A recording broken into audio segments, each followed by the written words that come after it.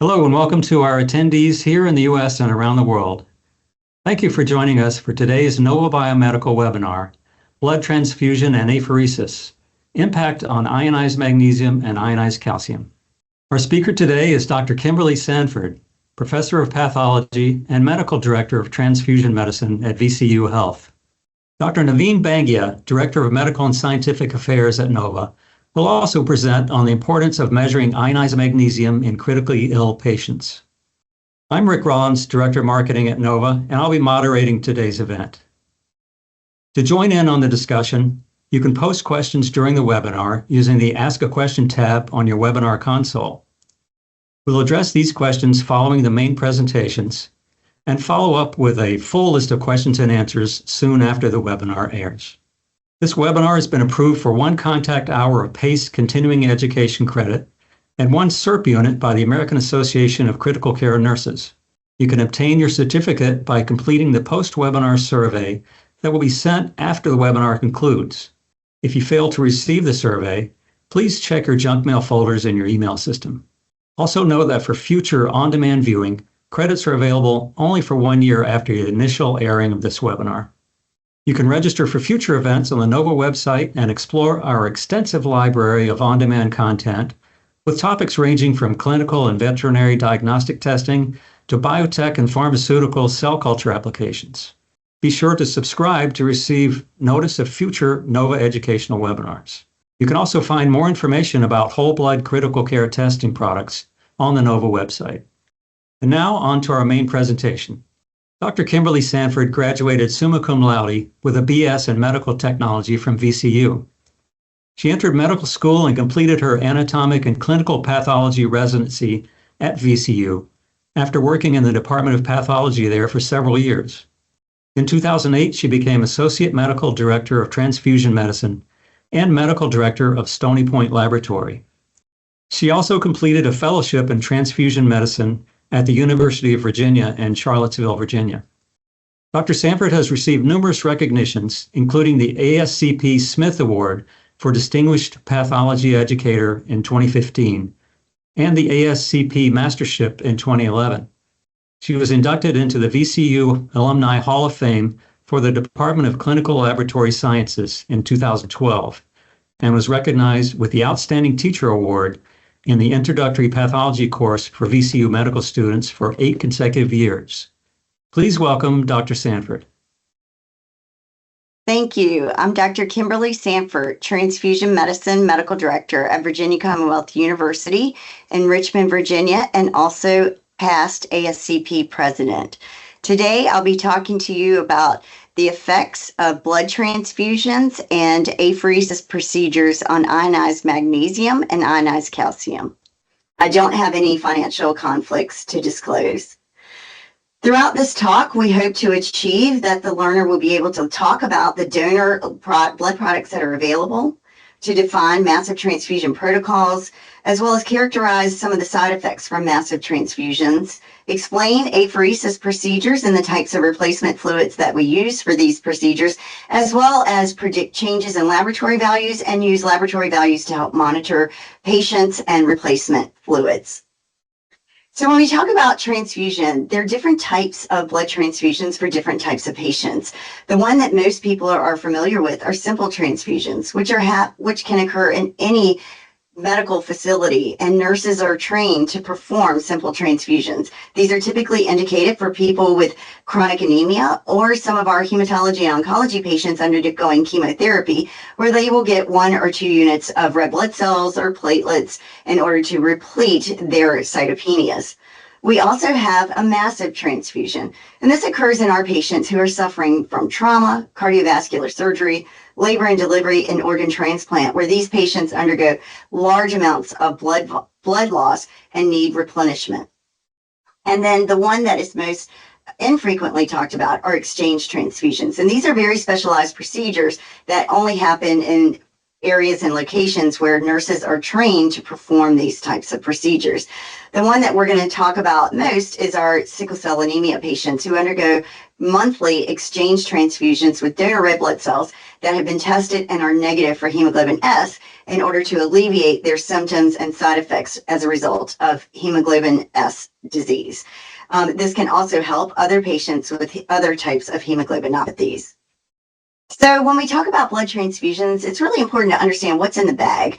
So we do have different types of blood components. We have red blood cells that are concentrated. We also have plasma.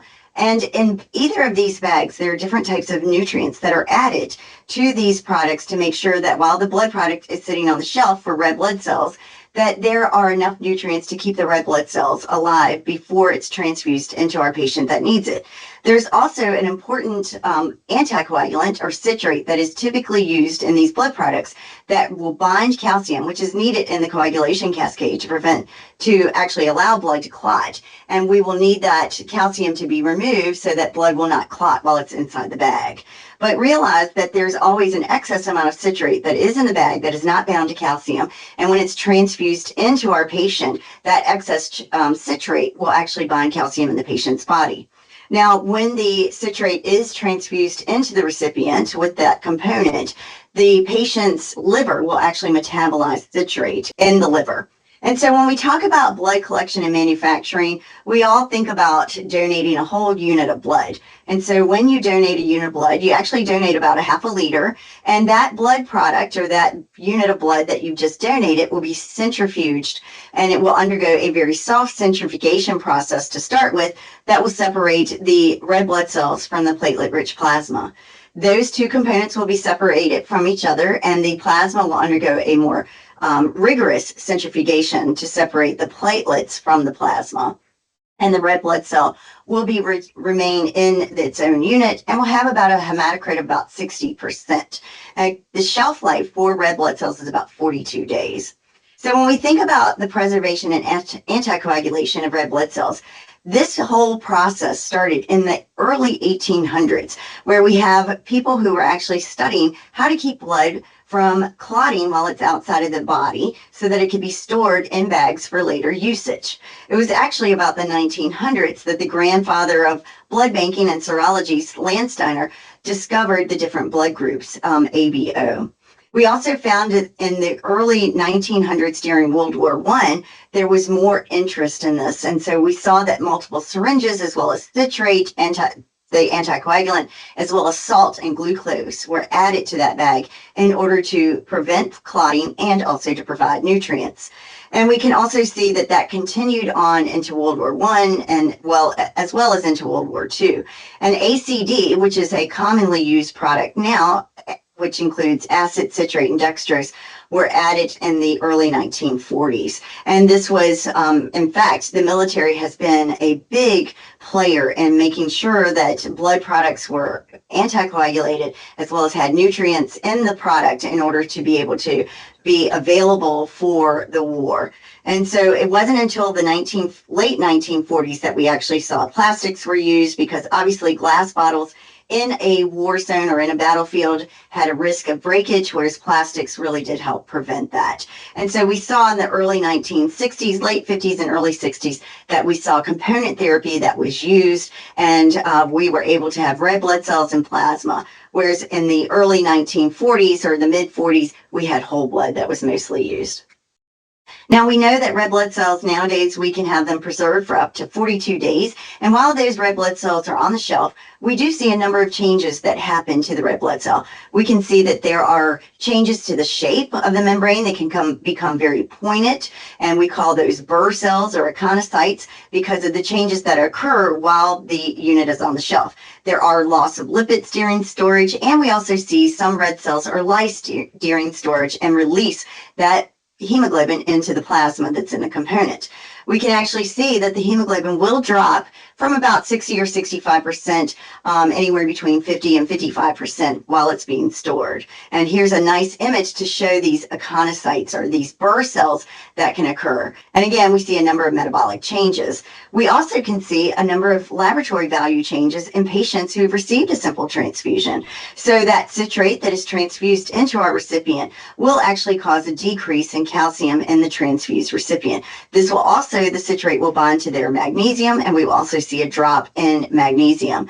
Now, during the red cell storage, there is not only release of free hemoglobin from those red cells that are lysed in the unit while it's sitting on the shelf, but there's also a release of potassium as well into that unit as these red cells undergo lysis. We also see an increase in AST and LD from these red cells as they undergo lysis. Over time, we do see a delayed increase in bilirubin in the transfused recipient, and we will also see a drop in haptoglobin in the transfused recipient as the free hemoglobin from those transfused red cells is bound by the patient's haptoglobin. During a massive transfusion, I just want to give a few definitions for what do we mean by massive transfusion. These are patients who are undergoing massive blood loss, as I'd already mentioned. These patients include those who've suffered a massive trauma, those who are undergoing massive surgeries to large vessels like cardiovascular surgery, or have undergone rupture of a large vessel like an aortic aneurysm rupture, or a gastrointestinal bleeding, and of course, obstetrical complications during delivery. These patients are experiencing a massive blood loss. And when we talk about massive transfusion, we actually define it in our institution as anyone who receives more than 10 units of red blood cells or during that 24-hour period of blood loss. And this is in a 70-kilogram patient. We can also see that some medical institutions will go up to 15 units of red cells before they will call it a massive transfusion. Some other definitions also include half of the patient's blood volume being replaced within 3 hours. So that could be anywhere from 2.5 to 4 liters, depending on the patient's blood volume. And also it could be defined as receiving greater than 4 units of red blood cells within 4 hours with continued bleeding, or brisk blood loss at greater than 150 milliliters per minute. Some of the side effects that we see to massive transfusion, again, involve the anticoagulant citrate, which is used in our banked blood products. So we can see some further acidification, and we can also see that potassium will leach out of these during the lysis of red cells during storage. We also see that these metabolically active red blood cells, which are undergoing anaerobic metabolism while they're in the unit, will also have a decrease in pH while the units are sitting on the shelf. And so this can actually cause a worsening acidosis in the patient who receives these large volumes of red blood cells that are being transfused after a traumatic event. So we can also see that these patients will drop their magnesium as well as their calcium, and these can be such severe changes in their magnesium and calcium levels that these can actually cause cardiac arrhythmias. We can also see that these drops in calcium and magnesium can also decrease the contractility and decrease our cardiac function after transfusion. We also see, because we have that calcium that is no longer present in the coagulation cascade, it can also lead to coagulopathies that develop in our patient.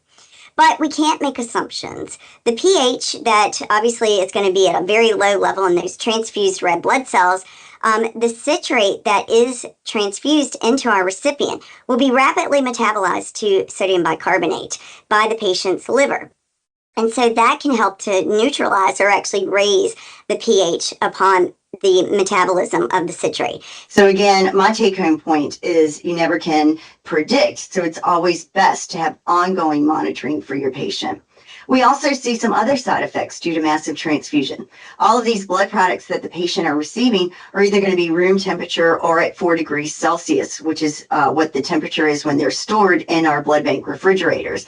And these patients may undergo hypothermia, and that hypothermia will decrease the metabolic normal activities in the transfused recipient. So we will see that their liver metabolism is actually reduced, and that will decrease the citrate metabolism. And so these patients, again, will have decreased metabolism of that citrate. We also see that hypothermia can also cause cardiac conduction abnormalities and decrease the amount of contractility within the myocytes in the myocardium, as well as leading to arrhythmias like ventricular tachycardia and fibrillation. We also see that coagulation factors are not activated as readily, and we also see decreased platelet function and activity at lower temperatures. So these may, again, lead to further worsening the transfusion requirements in these patients. And so this is just a list of a number of the complications that are associated with massive transfusions in our patients, and a number of these I've already mentioned. The one that we're going to focus on, and we've talked about quite a bit, is the citrate toxicity. Again, the patients typically with a normal functioning liver will have normal rapid metabolism of citrate to bicarb by the liver. However, the patients who are going to be most compromised are those patients who have hypothermia, who may have been out in the field for long periods of time with hypotension, as well as patients with underlying comorbidities, including some type of liver cirrhosis or liver disease. They may have suffered liver trauma, and patients who are very young who may have poorly functioning normal metabolism of their liver because of their age. And so we always recommend calcium gluconate or carbonate supplementation for patients who are, again, having some type of liver dysfunction, either due to their young age, such as our neonates, or pre-existing comorbidities. And of course, I always recommend to monitor ionized magnesium as well as ionized calcium during these events. So now I'd like to present a case. This was a 22-year-old female who was involved in a high-velocity motor vehicle accident that resulted in a blunt abdominal trauma and hepatic capsular rupture. And she had massive intra-abdominal hemorrhage, and her entire right lobe was damaged and required surgical removal. Unfortunately, the damage was so severe there had to be multiple stage surgical procedures to remove all the devitalized liver tissue from this massive injury. During the multiple stage surgical procedure, she had massive blood loss, she had massive transfusions, and she experienced hypothermia. And she received nearly continuous transfusions over a total of 24 hours. And in fact, in the 24-hour period, she received 37 units of red blood cells, 7 units of her own salvage blood from the surgical procedure, 35 units of donor plasma, 2 doses of platelets, and 1 dose of cryoprecipitate. Now, what we know is that patients who experience massive transfusion, these patients are massively hemorrhaging due to a whole host of different injuries or side effects of pre-existing comorbidities that I've already talked about. And so their overall mortality is about 40%.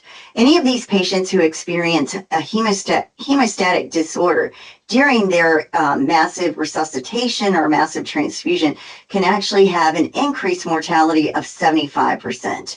And some of the poor prognostic indicators include, again, liver cirrhosis, any kind of compromise of their cardiopulmonary or cardiovascular system through disease processes, advanced age where maybe their vasculature is not able to compensate at the same rate that a younger person, or anyone with prolonged hypotension while they're waiting for emergency medical services to arrive. And we talk about the management of these massively hemorrhaging patients in 3 stages. We talk about fluid resuscitation, tissue oxygenation, and restoring hemostasis. One of the most important things for us to do is to maintain intravascular blood volume for these patients, and also to monitor their vital signs very closely to help guide the fluid resuscitation. When we talk about fluid resuscitation, there are 2 different types of fluids that one can use.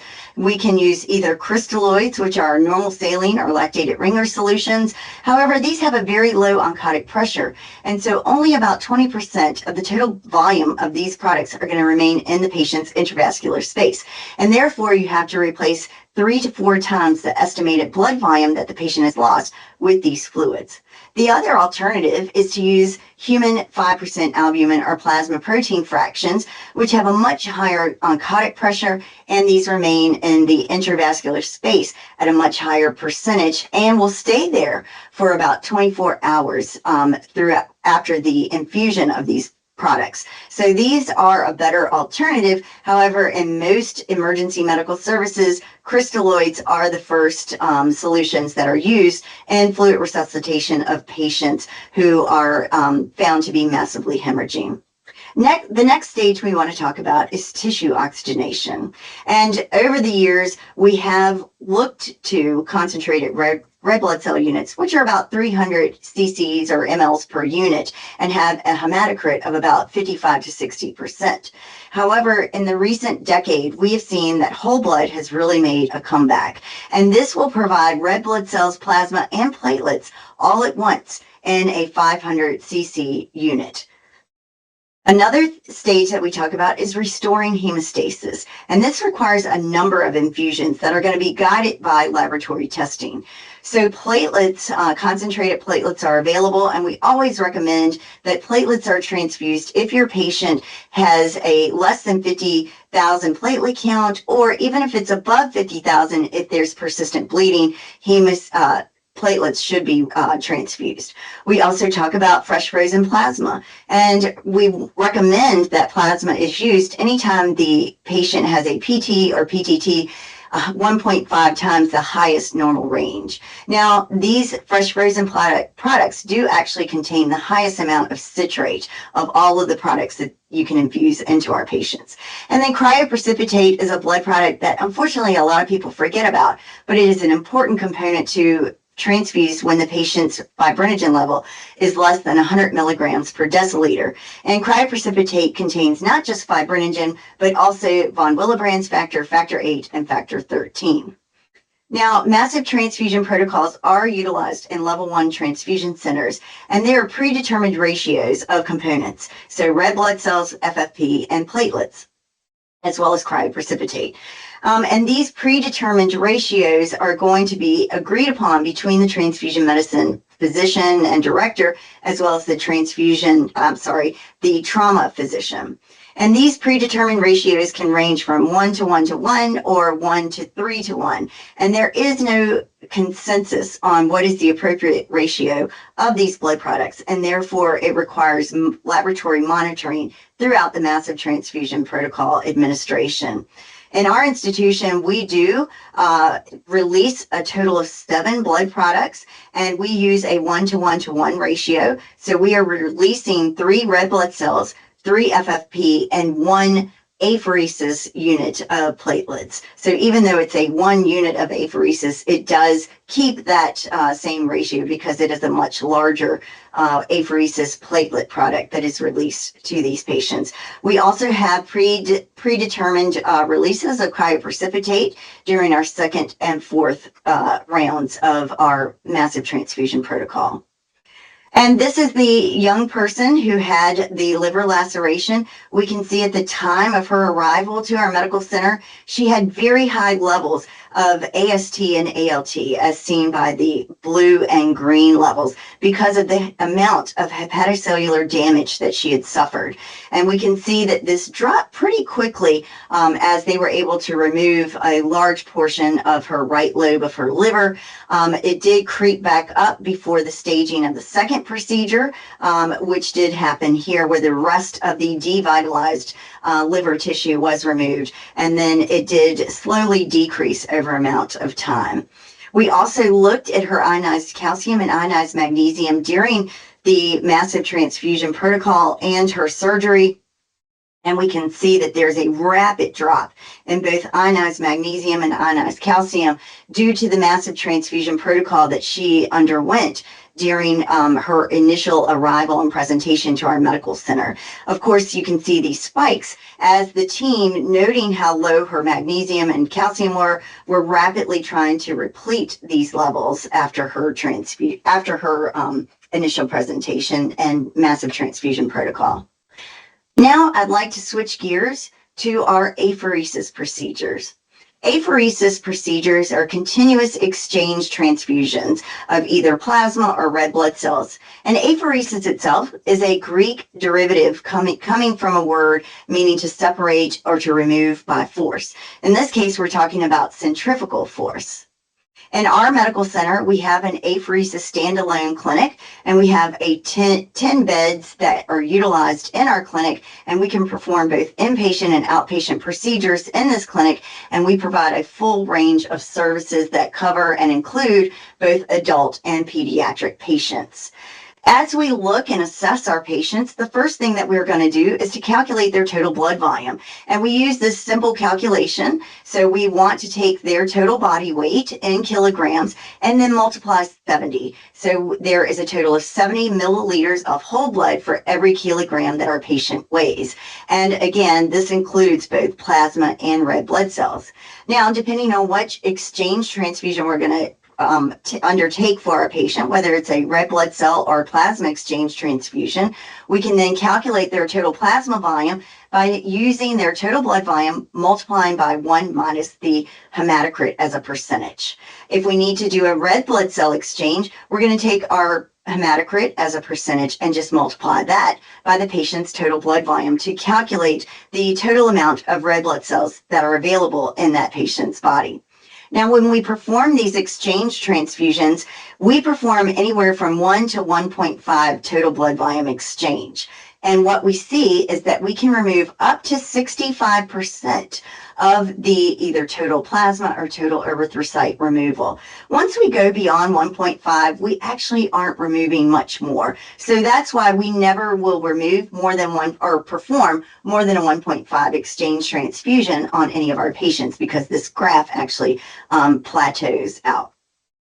I'd like to present another case. This was a case of a patient who was 21 years old. He had presented to his naval facility, medical facility, with 2 weeks of fatigue. He had had several days of diarrhea with progressive abdominal pain and persistent shortness of breath. At this medical center that he presented at, he also was found to be jaundice, and with laboratory testing, they found that this patient had fulminant hepatic failure. This medical facility, again, it was a naval medical facility, recognized that this young soldier really needed to be moved to a liver transplant program immediately. And he was transferred to our medical facility. All of our serologies for this patient, hepatitis A, hepatitis B, hepatitis C, and HIV, were all negative. And the patient rapidly deteriorated upon admission, and he was placed on the liver transplant list at the top of the list. When we were consulted for this patient, he was extremely coagulopathic. He was also encephalopathic due to the hyperammonemia that he was suffering from because of his fulminant hepatic failure. And we were requested to perform a plasmapheresis using donor plasma products to correct the coagulopathy so they could place an intracranial pressure monitor and also prep him for a liver transplant procedure. We were asked to perform 2 plasmapheresis procedures in order to place this intracranial pressure monitor because of the cerebral edema that he was experiencing. And then we performed a 3rd plasmapheresis directly before his liver transplant procedure. We used donor plasma during the procedure. And remember, I had already talked about that donor plasma has the highest amount of citrated donor product. Now, during our apheresis procedures, we also need to make sure, as we're pulling the blood up into the tubing, which then moves into the apheresis instrument, that we make certain that that blood does not clot while it's outside of the patient's body. And therefore, we use citrate within our apheresis circuit. So not only are we exchanging with the citrated blood product, we are also performing a procedure with a citrated circuit. This individual, as I performed this procedure, had really some of the most striking side effects as a result of the massive amounts of citrate that he was receiving. And this is just a really nice graph to show how elevated his AST and ALT were due to the hepatocellular damage that he was experiencing from his fulminant hepatic failure. We can see that during plasma exchange or plasmapheresis procedures that we can actually remove large amounts of AST and ALT. The black arrows denote the apheresis procedures that were taking place, and the red arrows indicate when we actually perform, or when the surgeons actually perform the liver transplant. We can see that his his APTT and PT were very elevated, and we were able to actually reverse his PT and PTT and bring them back closer to normal levels with that donor plasma.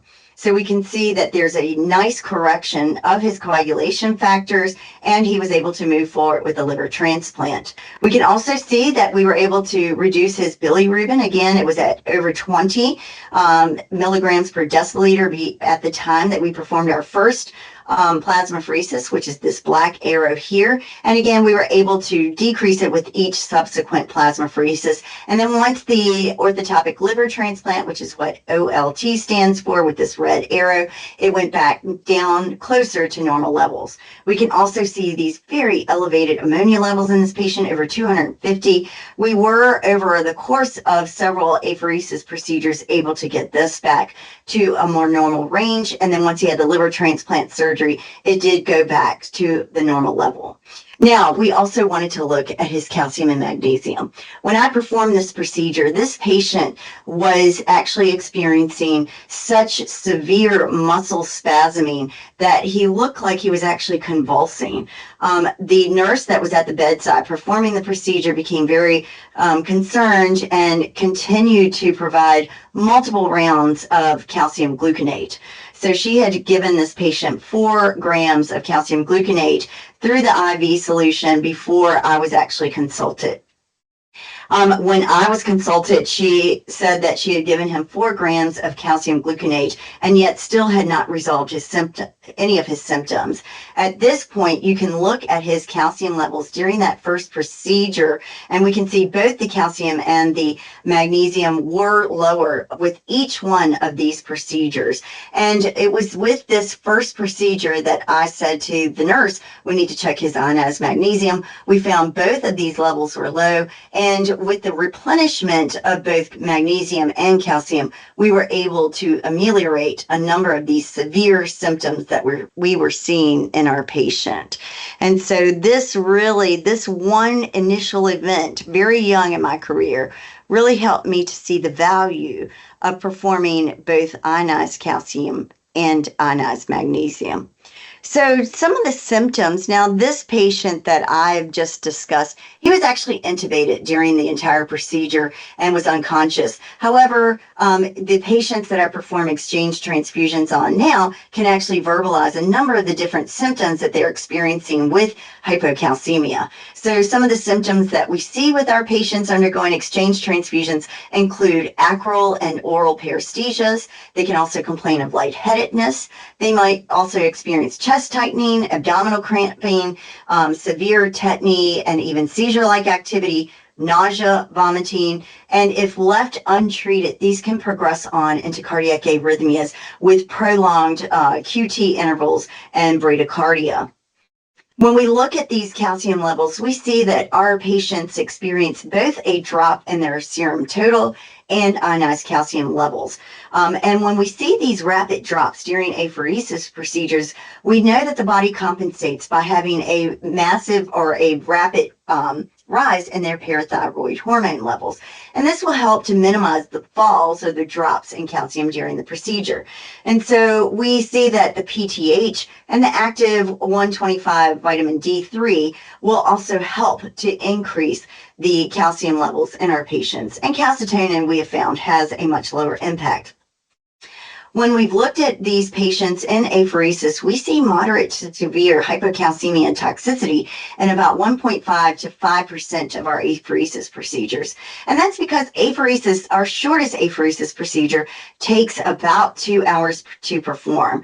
Our longest procedure, which includes stem cell collections and CAR T cell collections, can go on for 6 hours. And these patients are on these citrated circuits for long periods of time.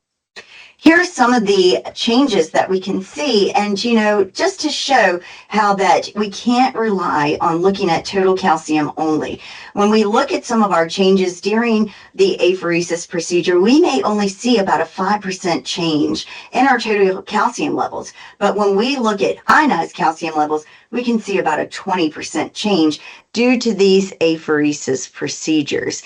And I think this is a real take-home point, that looking and monitoring total calcium levels is not indicative of what our patient is experiencing, and instead we need to look at these ionized calcium levels.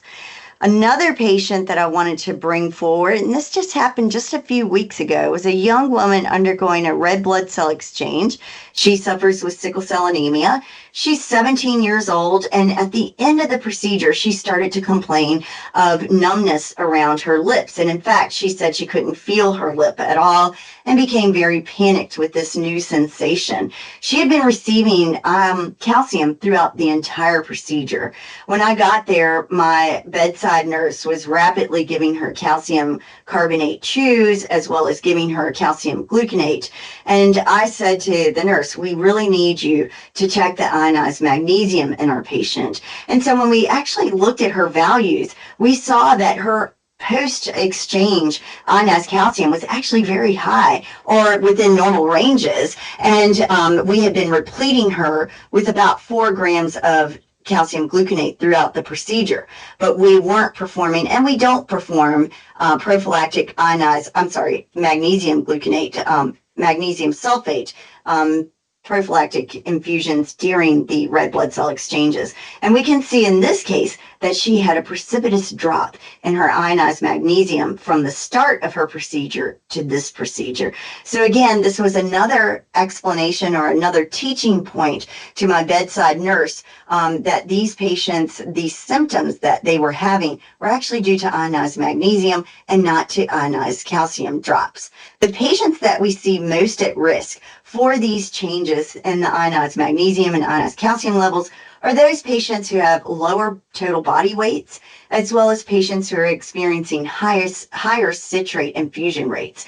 These patients will have a bigger drop in these procedures. We also see that plasmapheresis versus red cell exchanges will also have a higher risk of decreased calcium levels, and anyone who's undergoing daily procedures. So there are some disease conditions where we will perform plasmapheresis or stem cell collection procedures daily using that citrate circuit. And again, those prolonged procedures that take about 6 hours, such as our stem cell and CAR T cell collection procedures.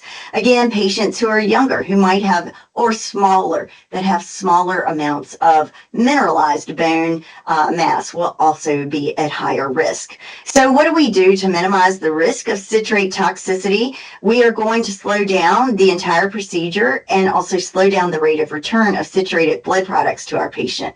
We're also going to provide oral calcium carbonate, and we're going to provide additional infusions of calcium gluconate to the return of our patients.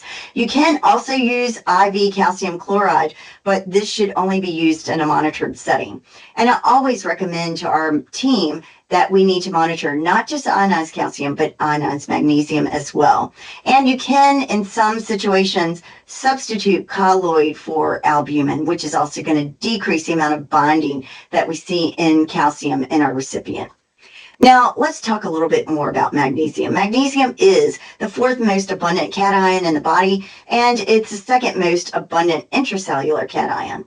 The extracellular compartment is bound to protein in our bodies, and it's complex to anions, or it's ionized. An ionized form is actually the physiologically active portion, not the portion that is complex to the proteins. It is essential for electrical conduction in our muscles and nerves, and it also, we know that citrate not just binds with calcium, which is the intended target, but it also binds to our other positively charged cations, such as magnesium. I definitely recommend and teach to my residents that we need to follow ionized magnesium levels in any of our apheresis or massively transfused recipients if they become symptomatic. And now let's talk about some of the symptoms we see with hypomagnesemia. We can see that ionized magnesium levels can drop by at least 60% at the end of these apheresis procedures.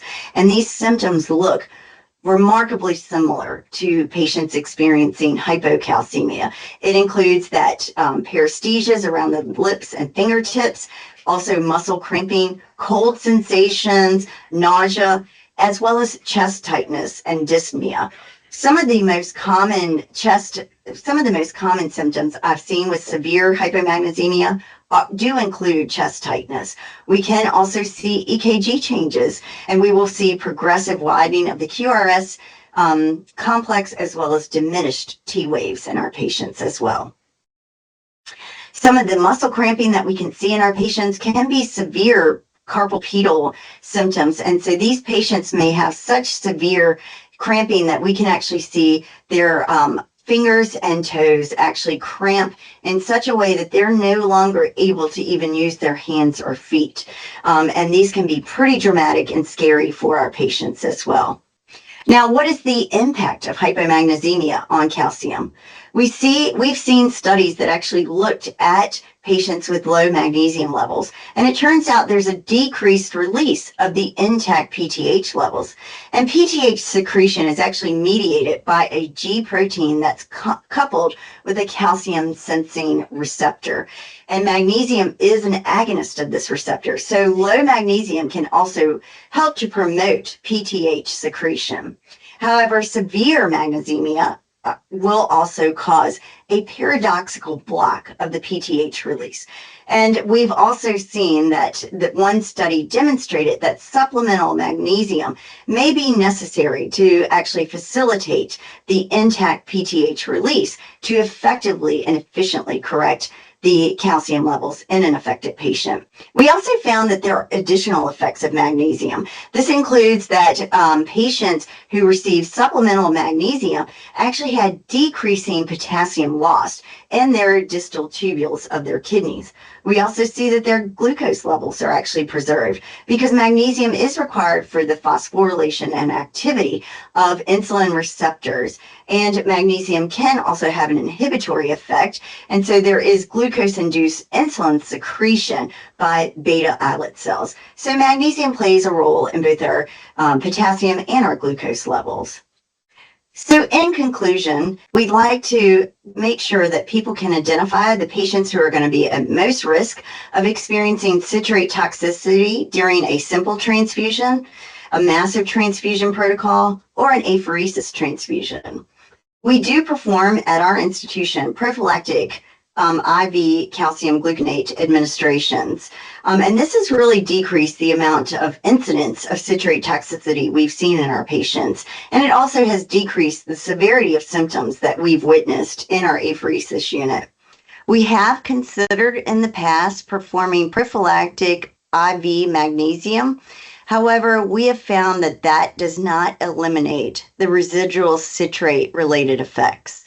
And instead, what we've opted for is anyone who becomes symptomatic to automatically request samples to be sent for an ionized calcium and ionized magnesium level, and then to replenish those levels appropriately after receiving laboratory values. And one take-home point that I always teach to our residents and our learners in our environment is if you're going to order an ionized calcium, you need to always consider including an ionized magnesium in these patients. Thank you so much for listening, and I'll turn this presentation back over to Rick. Thank you, Dr. Sanford. And now Naveen Bangia will bring us up to speed on the latest literature describing the utility of measuring ionized magnesium in various clinical settings. Naveen? Okay, thanks very much, Rick. So my name is Naveen Bangia, and I'm Director of Medical and Scientific Affairs at Nova Biomedical. And I wanted to follow up with some topics of magnesium homeostasis and the impact of citrate toxicity in different clinical situations. So when we think about magnesium homeostasis, we're talking about the way we obtain magnesium, retain it, expel it, or use it. And what's shown on this slide is that magnesium is taken in through our dietary intake of food, and it's absorbed through our intestines and also retained by our kidneys, which filter magnesium and then reabsorb most of it. And then the expulsion or the excretion of magnesium comes from feces, after our intestines do their absorbing, and the urinary output coming from the kidneys. So the uses of magnesium are many, and you can see here on this diagram that most of the magnesium is found in bone and muscle, and that's for strength of the bone and contractility of the muscle. And it's very well established that magnesium is important in cardiac rhythms, in neurotransmission, and a host of many different pathways, including as a cofactor of over 600 enzymes. So how do we become hypomagnesemic? Well, looking at this level of homeostasis, you can see we're obtaining it through our dietary intake. So that is, if our dietary intake is poor for green leafy vegetables, for example, as we move to a more processed diet, then magnesium may be decreased in our diet. So green leafy vegetables are high in magnesium. That's because the chlorophyll molecule, the center of that, is magnesium. We can also lose magnesium by not being able to obtain it through or absorb it through things like small bowel diseases or Crohn's, for example. And then expelling it here down in the kidneys, if a person has syndromes like Barter's or Gittleman's that affect the kidneys' ability to reabsorb, or renal tubular acidosis. But what's most commonly seen in hospitals are really these secondary causes up here on the upper right, and that is medications such as thiazide diuretics or proton pump inhibitors, which can cause magnesium either malabsorption or wasting, and nephrotoxic drugs that impact the kidney's ability to reabsorb, so aminoglycoside, antibiotics, and then some very specific drugs like cisplatin, which is a chemotherapeutic for treatment of cancer. Cancer patients are often wasting away for magnesium because of this. Cyclosporin and tacrolimus are immunosuppressants that are relevant in transplants. So after transplant, patients are on these immunosuppressants, and that leads to magnesium wasting. Other diseases that are associated with magnesium waste or lower magnesium levels are things like diabetes or acute pancreatitis. And lower magnesium is also associated with acute myocardial infarction. So as I mentioned, when we think about magnesium distribution, there's most of it in the bone at 55%. It's 30% in our muscles and 14% is in our soft tissues. And only a small fraction is in our vascular and our blood vessels. That's about 1%. However, this is all we have to access when we're measuring magnesium. And in that blood or serum, magnesium can exist either in ionized or free form. That's generally about 55 to 70% of the magnesium. Protein bound to things like albumin, or complex or chelated bound to things like bicarbonate or citrate, which we'll talk about in a few minutes. So when we think about measuring electrolytes like calcium and magnesium, what's shown here is another way of showing that the distribution in the blood. You've got the ionized fraction of calcium, for example. You've got some that's protein bound here in red, and then in yellow is the chelated fraction, and this is the total. This cylinder represents the total amount of calcium in a healthy individual. If a patient has hypoalbuminemia, then there's reduced albumin, obviously, and that means that fraction, the calcium bound to the albumin, is lower, and so the total level of calcium is decreased. And this is one of the reasons why ionized calcium or corrected calcium is a measure that's commonly used. In the case of magnesium, it's also a divalent cation, also exists in an ionized form shown here in blue, some of which is protein. There's some that's protein bound in red, and that's chelated as well. So when we think about measuring these electrolytes like calcium and magnesium, many people are very familiar with corrected calcium or ionized calcium measurements and why they're more accurate and then measuring the biologically active material. But the measure for magnesium is often total magnesium. And what about that measure of ionized magnesium? And that's what you heard a little bit about earlier as well. So what situations in the hospital or clinically are there where biologically active ionized magnesium can be different than total magnesium, and they can give you a different picture of a patient's magnesium status? So one place where it's very important is in cardiovascular surgery, especially pediatric patients who are very tiny. They're prone to arrhythmias after cardiovascular surgery or during cardiovascular surgery as well. And ionized magnesium is a better measure for that to correct the magnesium levels. And then the other major topic we're going to talk about today is really citrate toxicity. So citrate is used as an anticoagulant in blood products for transfusions. So those transfusions might occur as part of a trauma, such as massive transfusion, as you heard earlier from Dr. Sanford, or liver transplant, where there's a lot of blood loss, and I'll show you some publications on that as well. And citrate is chelating those divalent cations, so it's sequestering away the calcium and magnesium in the ionized form, binding it up and making it not biologically active. And so what you're measuring then becomes very relevant, whether you're measuring ionized or total magnesium or calcium. So how does citrate do this? This is just a diagrammatic stick diagram of citrate. It's obviously not this inflexible or rigid. These two carboxylic acids here on the ends can actually bend around, and they bind to magnesium here, which has two positive charges. You've got a negative on each of these oxygens. And so the way that citrate binds to magnesium is one citrate molecule can bind to one magnesium here. You've got an extra negative charge here, which can be used to bind another magnesium, for example. So overall, whether it's calcium or magnesium, these divalent cations, you can have two citrate molecules, shown here in the black, with the red oxygens, for example, bound to three magnesiums or bound to three calciums here. So that's how citrate is binding the ionized form of calcium and magnesium to sequester it and make it relatively biologically inactive. So what kind of alterations actually occur? You can see this is a recent study from Chavez et al., and they talk about the features of liver transplant in that there's a high amount of blood loss, and that leads to some massive blood transfusions and fresh frozen plasma, which has citrate in it as an anticoagulant, and as I just mentioned, that binds to calcium and magnesium. Now, liver is actually particularly unique because it is what metabolizes citrate and breaks it down.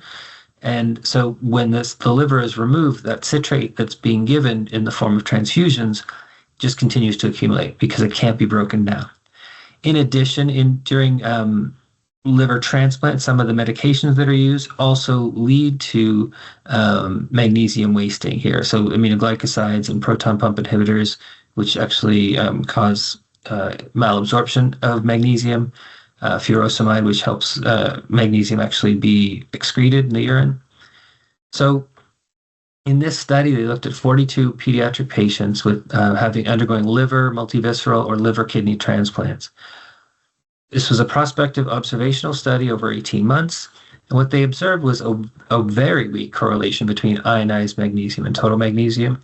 The Pearson coefficient was 0.02. Obviously, a coefficient closer to 1 is a better correlation. And the p-value was greater than 0.05, which means it was not statistically significant.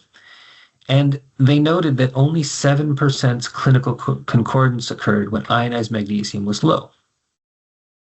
So when looking at the two tests, they looked at the extent of hypomagnesemia here on the y-axis, and you can see by the total magnesium test, only 29% of patients were considered hypomagnesemic, but by ionized magnesium tests, 76% were hypomagnesemic. So quite a big difference in clinical categorization or concordance, and that can impact whether the patient is given supplementation or not.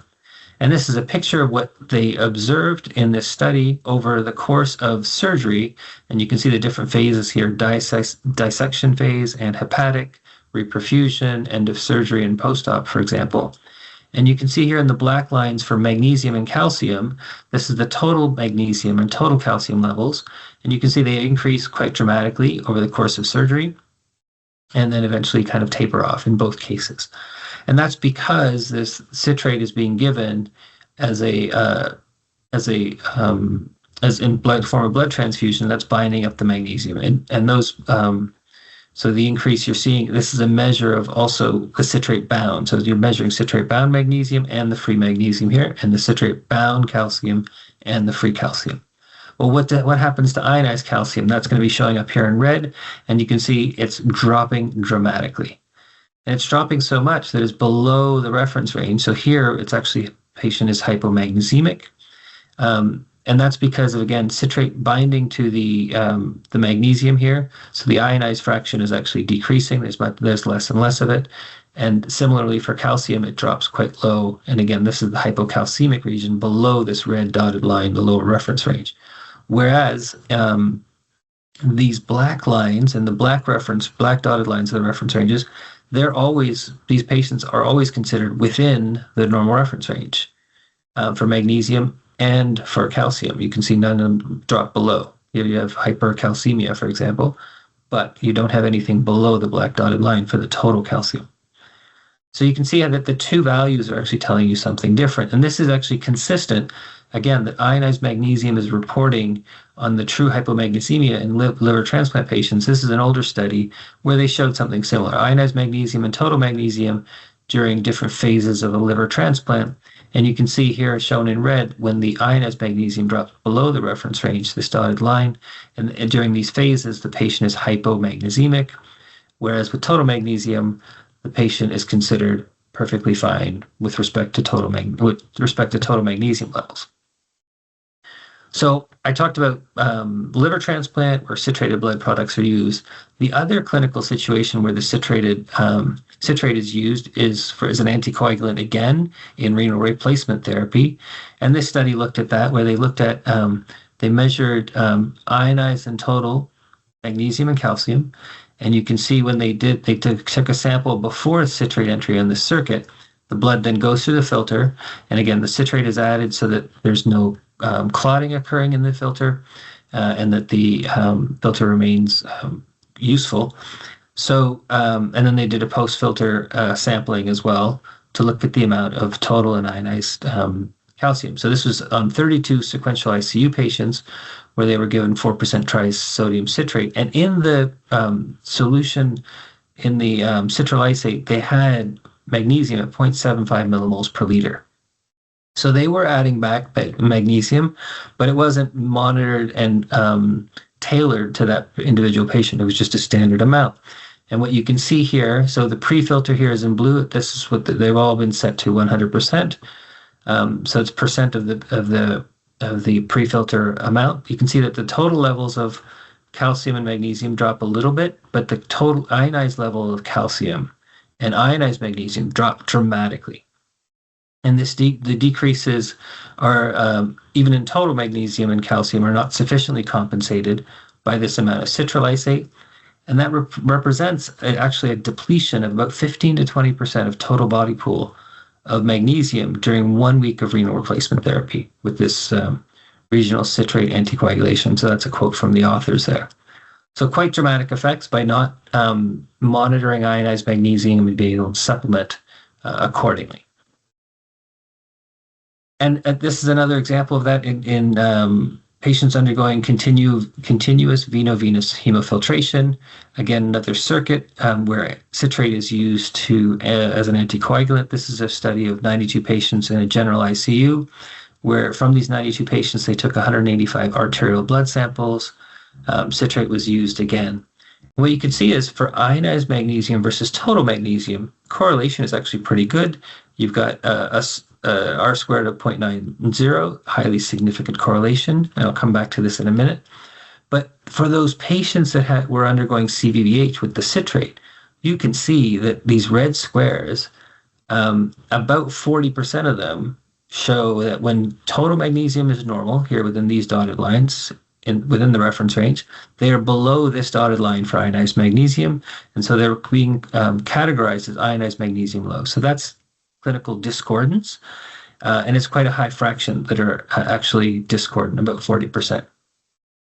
And so on this topic of correlation versus categorization and concordance, I wanted to come back to some basics so that we could properly interpret some of the things that we're seeing. So as you know, correlation really just represents how two parameters rise or fall together. And you can see a correlation of 1 is like on a perfect line here. Whereas 0.5, they're rising together generally, but not perfectly. And correlation of 0 is they're scattered on both sides. And so what it's saying is correlation is saying if one value goes up, one parameter, then the other one also goes up. And for two molecules that might be unrelated, then a correlation of 0.5 might be quite substantial, surprising, biologically significant, because they were not known to be otherwise related. But ionized magnesium and total magnesium are known to be two forms of the same molecule. So you expect some level of correlation. And many studies have found it to be somewhere around 0.6 to 0.7 for most studies. But what matters is really whether those ionized magnesium levels or total magnesium levels are in the normal reference range or low or high. So that categorization, and that's where we talk about clinical discordance or concordance. So that's shown here in a study from Yale. They looked at a surgical ICU population. They looked at ionized magnesium on the y-axis here and total magnesium on the x. And so clinically concordant means within the reference range here, these patients in the green are being called normal by the total magnesium test and by the ionized magnesium test. And down here in the green, the true lows, as they're called, are low by the total magnesium test. It's to the left of this reference range. And it's low by the ionized magnesium test because it's down below this reference limit. What was interesting was, although generally there's a pretty decent correlation, that when you look at concordance, overall 30% were actually not in the green sections, right? They're in these pink or orange sections, so they're disagreeing by ionized magnesium test versus total test. And when you look at the low on the left side of this graph, all these patients that are in the low region, and you consider this as 100% of patients, probably around 80% of them are actually in this false low, and 20% are shown here in the true low. So there's actually 80% discordance when you're talking about low magnesium. And that's very relevant because when it comes to healthy individuals that have healthy levels of magnesium, there's generally a pretty good correlation. But it's those patients in the hospital, those are the ones we care about when their magnesium levels are low. There seems to be a discordance between ionized and total magnesium, shown here, 80%. And these authors actually showed that they could have saved $168,000 per year for the hospital for their 2 ICUs if they had used the ionized magnesium test, because they wouldn't have been giving as much magnesium supplementation. And then finally, this study, very large study, 1,741 chronic kidney disease patients. The authors state that the total magnesium and ionized magnesium were strongly correlated. And they are fairly well correlated. You see the relationship here. R value of 0.88. And of course, it's statistically significant because ionized magnesium and total magnesium are 2 forms of the same molecule. But when you look at clinical categorization, you can see here by total magnesium, here's the reference range. And when you look at just the normals by total magnesium, what you see is you have quite a few patients, probably about a third of them, that have high levels of ionized magnesium, even though they're normal for total magnesium, and quite a few patients, probably around another 25% or so, that have low ionized magnesium. So for just the normal magnesium, total magnesium population, the ionized magnesium can be distributed in any of these 3 categories. And so there's at least a 50% discordance in this normal total magnesium pool. And what's striking is if you look at the ionized magnesium, this is approximately the normal reference range here between 0.45 and 0.2. All of these that are in the green, that are ionized magnesium normal, almost all of them, there's one outlier here and a couple of outliers here, almost all of them are within the normal range for total magnesium. So ionized magnesium seems to be a good predictor of magnesium status. So with that, I wanted to conclude just mentioning that obviously magnesium and calcium are both divalent cations, so they exist in the ionized and bound forms. They can correlate, but we need to be clear on what's important for clinical decision-making. And that is really the clinical discordance or concordance in terms of agreement of what the values are within the reference range or low or high, for example. And the discordance that's seen is actually exaggerated by citrate toxicity, as I showed you, because citrate binds the ionized fraction of both magnesium and calcium. And this situation occurs during transfusions, during transplant surgeries, or renal replacement therapy when citrate is used as an anticoagulant. And you heard about the symptoms from Dr. Sanford earlier, that the toxicity includes paresthesis, like this lip numbness or tingling. You have carpopedal tetany or seizures, for example. And by monitoring ionized magnesium and ionized calcium, that can help avoid some of that citrate toxicity. So thank you very much for your attention, and we'll turn it back over to Rick Rollins for questions. Thank you, Naveen. And now, before we begin the Q&A session, a quick reminder to submit questions for Dr. Sanford and Dr. Bangia using the Q&A tab on your screen. Also, a reminder that your continuing education credits will be emailed to you once you complete the post-webinar survey. A link will be sent to you after the conclusion of the webinar. And now I'll pass it over to Naveen for questions. Naveen? So our first question, Dr. Sanford, you mentioned ionized magnesium and ionized calcium measurements for apheresis procedures. How quickly do you need those results to act for these patients? That's a great question. I have to say that when you're at the bedside of a patient who's experiencing these severe symptoms with these carpal pedal spasms, they're very painful for our patients. We really are counting down the minutes till we can get those results back. We have a analyzer in our operative suite, and we're able to get those results back, I'd say less than 30 minutes. And to me, if we can get those in less than 30 minutes, even if less than 15 minutes, that would be the best scenario that we can request in our situation. Great, thank you very much. Another question we have speaks to the massive transfusion protocols, and that is, in those massive transfusion protocols, what tests or test panels do you recommend, and how frequently are they run during the surgery procedure? Right.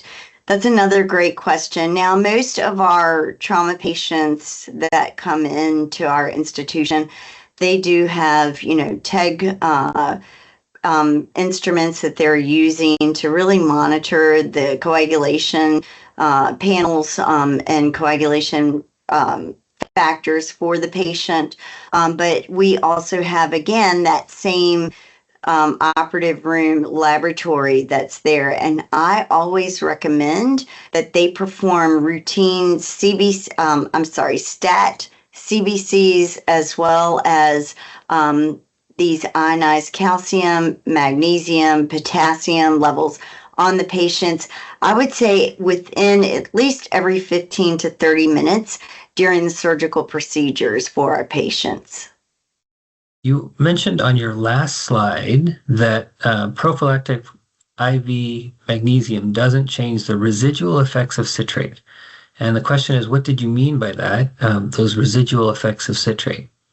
Yeah, that's another great question. So what we found is that we couldn't actually guess. These patients have very similar symptoms between both hypocalcemia and hypomagnesemia, and we are not able to predict what is actually causing their symptoms.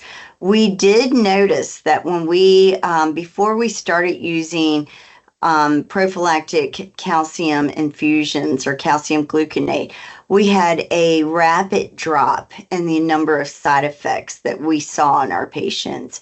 What one study, and we actually didn't ever undergo prophylactic magnesium, is that the drop in the number of side effects, or the number of patients experiencing citrate toxicity, didn't really change when that institution did implement prophylactic magnesium. So they did not see any more of a drop than what they saw initially. And so that institution that actually performed that study also recommended following ionized magnesium rather than prophylactically performing magnesium sulfate infusions. Understood. You mentioned also on your last slide, if a patient is symptomatic, then monitor ionized magnesium and ionized calcium. But earlier you talked about measuring ionized magnesium and ionized calcium on a regular basis, like every 15 minutes during surgery. So when you talk about the symptoms, are you talking about that after surgery because you're no longer measuring ionized magnesium and calcium on a routine or regular basis? So I can't really speak for the trauma team and then the post-operative care of those patients. What I will say is that I recommend more routine monitoring at regular intervals of patients undergoing massive transfusion, because these individuals are in a operative suite. They're unconscious and they're unable to verbalize. That is a very different scenario than an apheresis, where typically the patients that are there are able to verbalize the symptoms. The scenarios that I did talk about, where we had an unconscious male due to his fulminant hepatic failure, who was not able to verbalize symptoms. Also, we perform apheresis procedures on very young children. So if I'm doing a red blood cell exchange on a patient who's like less than 8 or 10 years old, many times those individuals cannot verbalize what symptoms they're experiencing. And so we will prophylactically perform ionized calcium and ionized magnesium. So it's really relying on whether or not the patient can verbalize and tell the provider and the bedside nurse what they're actually experiencing in order to prompt these ionized magnesium and ionized calcium levels. I see. So it depends on the procedure, if the patient is coherent enough to verbalize their symptoms.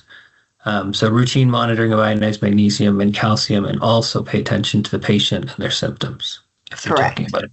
Yep. Okay. Another question here is, what departments or specialties are involved in apheresis procedures? So each institution has an opportunity to allow apheresis to be performed by either the nephrology team, the pathology team, or the hematology team. So at our institution, pathology actually performs all the apheresis procedures. I did train at University of Virginia, and the nephrology team actually performed the plasma exchanges, and the hematology team actually performed stem cell and CAR T cell collections. So each institution really has to determine which team is going to own this. And also it depends on the comfort and the training level of each of the providers in those disciplines, of whether or not they want to perform those procedures. Thank you very much. I think that's all the questions that we have. So thanks again for your very informative presentation. And at this time, we'll turn it back over to Rick Rollins. Thank you to our audience for those excellent questions for our speakers. We'll conclude the webinar at this point, but be sure to join us again and invite your colleagues to attend the next Nova Biomedical educational webinar. You can register at novabiomedical.com/webinars, where you'll find a full catalog of our on-demand webinar offerings. So for Dr. Sanford and Dr. Bangia, I want to thank you for your attention and enjoy the rest of your day.